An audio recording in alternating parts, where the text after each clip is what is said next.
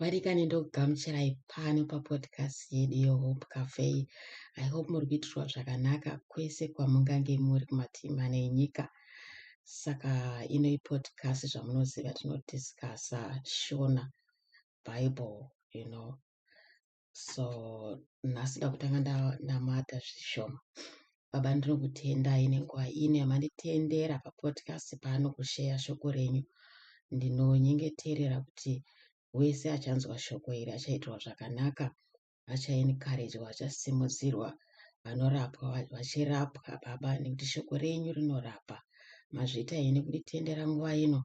Mwari muya mutsvene, ndinokutendai kuti munondigonesa kutaura zvinonzwisisika, zvinobatsira vamwe, zvinondibatsirawo neni futi. Nemuzita raJesu ndanamata, amen. Saka vadikani, this week ndauya neshoko iri kuna Mateo 9 rakazemberana nenyaya yekuregererwa naMwari, kuti izvo muupenyu huno kazhinji zvinowanzoitika kuti Mwari vanokuregerera paunokumbira ruregerero paya, but dzimwe nguva kune vamwe vanhu vanoramba vakabatirira pazvinhu zvaakaregererwa naMwari, because kwaari iye akatarisa anoona sekuti zvakanyanya kukurisa zvakanyanya kuti Mwari vangototi zvapera zvakadaro. And nemashoko anenge achibva kune vamwe kuti anenge achingokurimainda zvawakaita kare, zvinonetsa kuti ubve ipapapo. But Mwari havazi munhu, kana vatoregerera munhu vatoregerera munhu. Saka pada kungotoverenga hangu example yandakaona pana Mateo 9 inoti hanzi Jesu akapinda mugwa akayambuka ndokusvika kuguta rokwake. Vamwe varume vakauya nomunhu akanga akafa mitezo avete pabonde. Jesu akati aona kutenda kwavo akati kumunhu uye akafa mitezo, tsunga mwoyo mwana, zvivi zvako zvaregererwa. Apa pari kunzi hanzi Jesu akati aona kutenda kwavo kwevanhu vanga vakatakura bonde iri.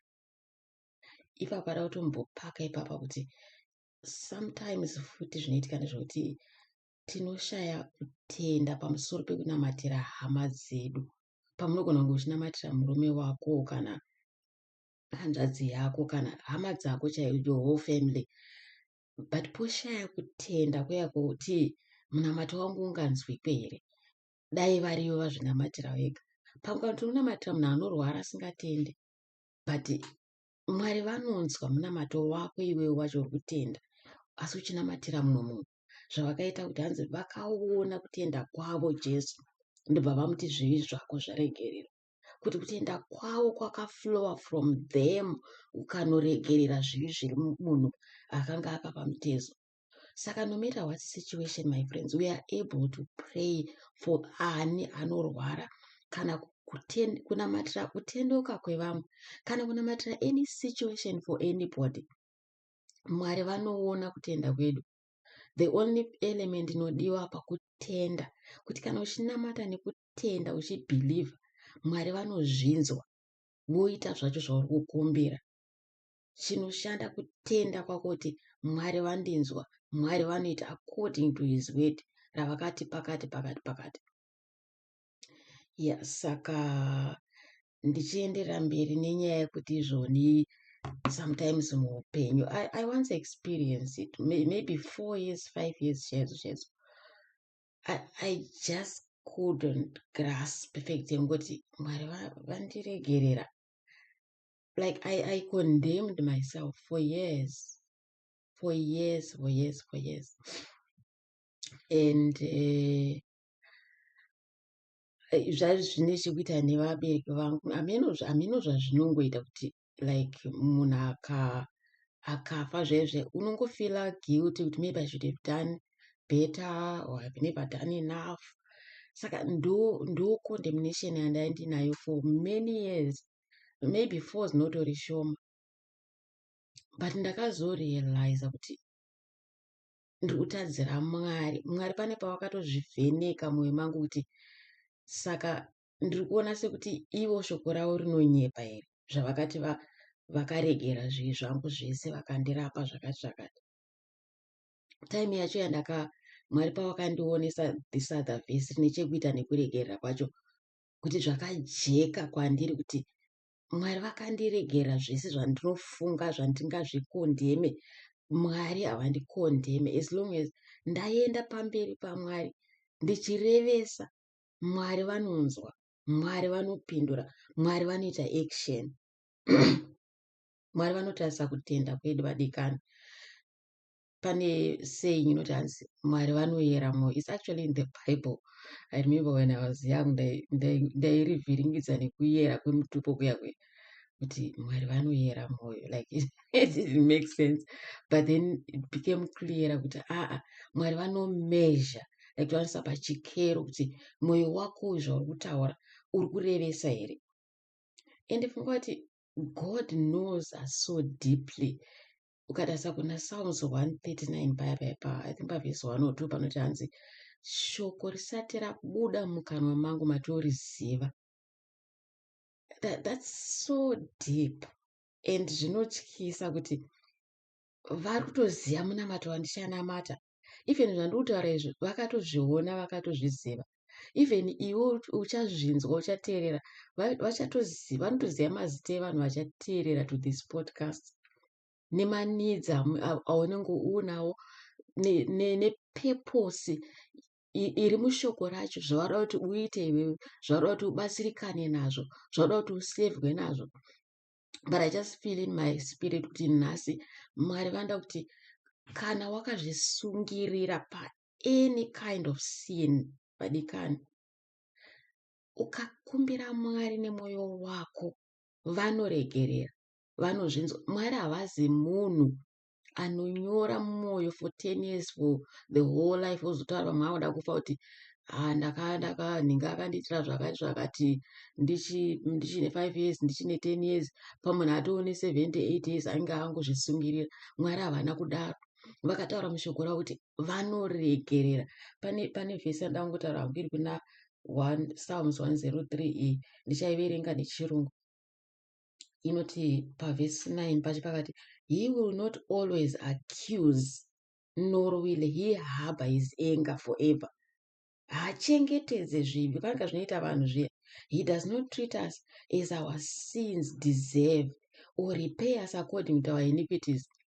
Munoziva kuti kuna mwari takangoita kunge vana vake, zvakaita mubereki nevana. Like I'm just referring to a normal situation, a normal family situation, because I know kuti kune mafamilies ofuti ari dysfunctional, asingafunctioni zvekunormal, zvinoitika izvozvozvo. Saka mwana unotoziva maweaknesses emwana. Pane imwe example inongondikomborera imwe shamwari yangu, anga aine vana ane vana vake 2. Saka pavanga vari vadiki vaamatineja paya vaita musikanzwa inotyisa vadikani, nekuti ndaivhunduka nazvo. But ndaishamisika kuti patopera month end aitora vana vaya voenda navo kumashopu, unovatengera hembe, matoyo, unatambisa magemu and I'm thinking, vana ava this week chaiyo vakaita zvinorova. But rudo ruri muna mai ava, like she looks above that. Vanotarira nekuda rudo rwavo rwakanyanya kukurisa kwazvo kuti havangatadze kuspoila vana vavo nekuda kweizvozvozvo, you know. Saka funga kuti kana mai munhu anozongopera, anozongofa, anodaro, kukuzoti mwari nhai iwewe wakazvichengetera chipomero chawakaita, hamene kuti gore ripi, kana kuti maybe last week chaiyo, kana nezuro chaiyo, but kwauri so huge kuti ungota let go, kuti ungotenda kuti mwari vatondiregerera, just like that. It's like you feel, munoziva kuti kunoitwa zvemwe tsvina kuya wakaipa kazhinji zvinhu zvake, tongoti kun'anga, exactly kun'anga, unotanga watoripa this, imbotora, imbodai chii, hamene ungwanda hunonzi unofanira kutanga waita kuti uregererwe zvine zvinzi zvacho zviri kutevera izvozvo. But Mwari havana kudaro, vanotarisa mwoyo wako, vanotarisa kurevesa kwako. Saka ichienderera mberi vhesi iyaya pavhesi 11 inoti hanzi, for as high, inzwai vadikani, for as high as the heavens are above the earth, so great is his love for those who fear him. Great. And then as far as the east, as east and it from the west, so far as he removed our transgressions from us. Kuti distance iri pakati pemadokero nemabvazuva, ndiani anogona kuimezha iyo? Kuti kana zvivi zvako zvazviri kumadokero, handiti vakazvikanda kumabvazuva, hazvichasvikirika, iwo hazvichakwanisa kuafekta. Kutoafektwa, hameno chinenge chitokuafekta, pfungwa dzako ndo dzinenge dzichikunyepera. But kana wakakumbira Mwari nekurevesa, ziva kuti Mwari vakatopedza nazvo. Iwe chitotenda Mwari, chitopfugama utende Mwari nekuregererwa, chitozviona wakaregererwa, chiita semunhu akaregererwa. Because Mwari ndibaba vako, ndo vakakusika, ndo vakakuisa panyika.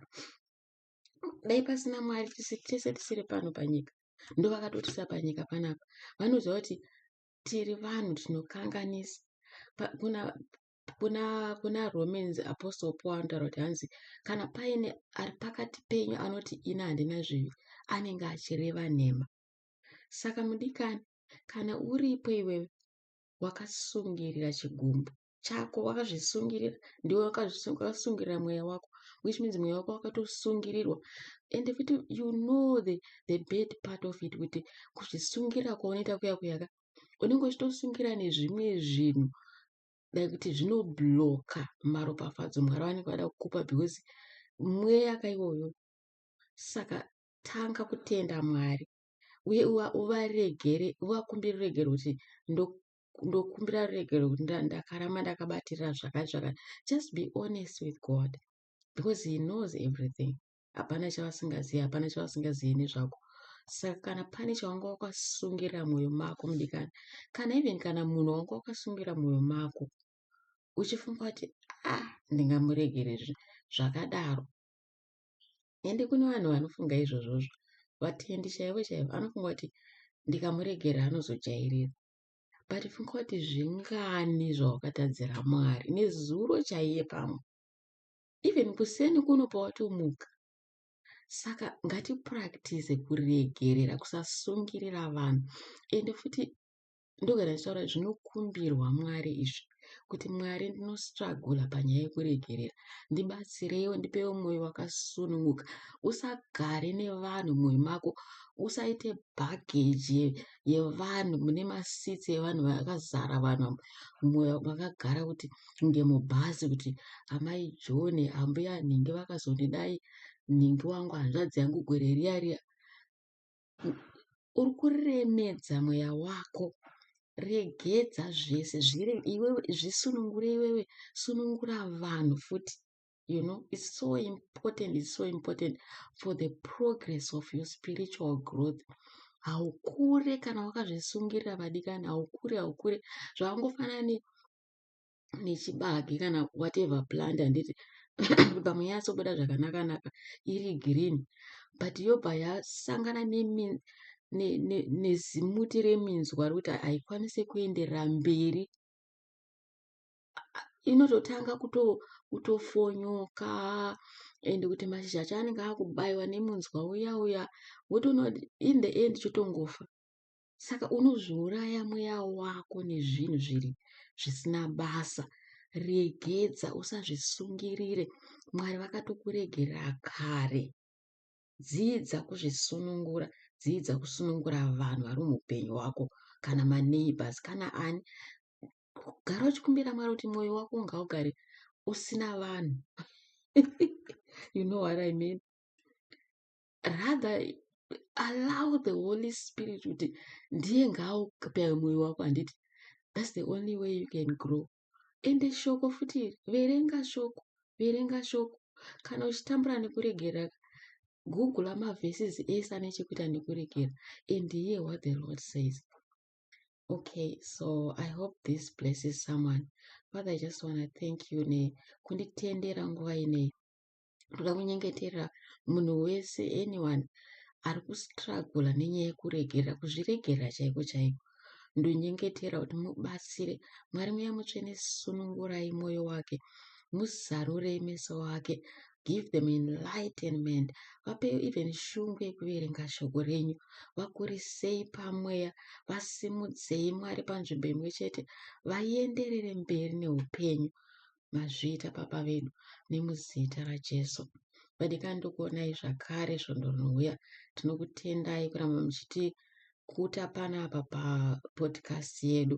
Rambai muchisubscribe, muchishare nevamunofunga pamwe vangangoda kunzwa shoko iri. Mazviita. Kuonai next week. Amen.